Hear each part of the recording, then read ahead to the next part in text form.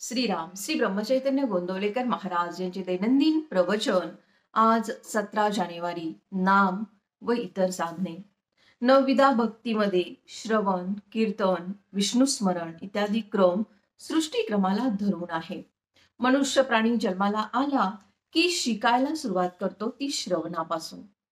मुके लोक बहिरे असलेच पाहिजेत, कारण श्रवण न झाल्यामुळे त्यांना बोलता येत नाही. मनुष्य प्राणी ज्या देशामध्ये जन्माला येतो त्या देशाची भाषा बोलतो.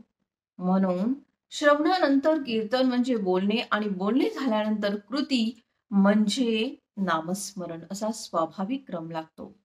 नामस्मरण होऊ लागले की आपले काम झाले, कारण पुढल्या सर्व भक्ती नामस्मरणामध्ये येतात.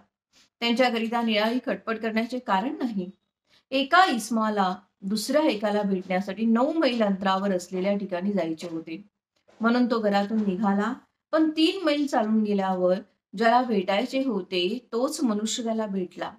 अशा वेळी आपले काम झाले म्हणून तो जसा पुढे जाण्याच्या खटपटीत पडणार नाही, त्याचप्रमाणे तिसरी म्हणजे नामस्मरण भक्ती केल्याने पुढच्या 6ही प्रकारच्या भक्तीचे फळ मिळते.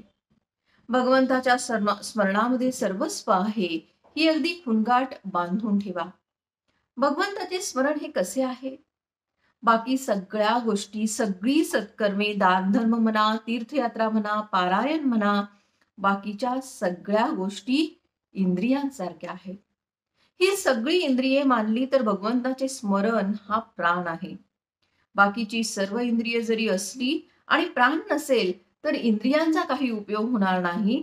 तेव्हा नामस्मरण हा प्राण समजून तुम्ही प्रपंचामध्ये सुखी राहा. कर्तव्याला चुकू नका. कर्तव्य करीत असताना परमात्म्याचे स्मरण राखा. मुखातून राम नाम असू द्या, भक्ताने उपाधी बेदाची म्हणजे गरजेपुरती ठेवावी. भगवंताचे अनुसंधान न चुकेल एवढी उपाधी असावी, तसेच पचेल तेवढेच, म्हणजेच आनंदाने जेवढे करवेल तितकेच नामस्मरण करावे. ते कष्टाने करू नये, कारण त्यापासून आनंद होणार नाही.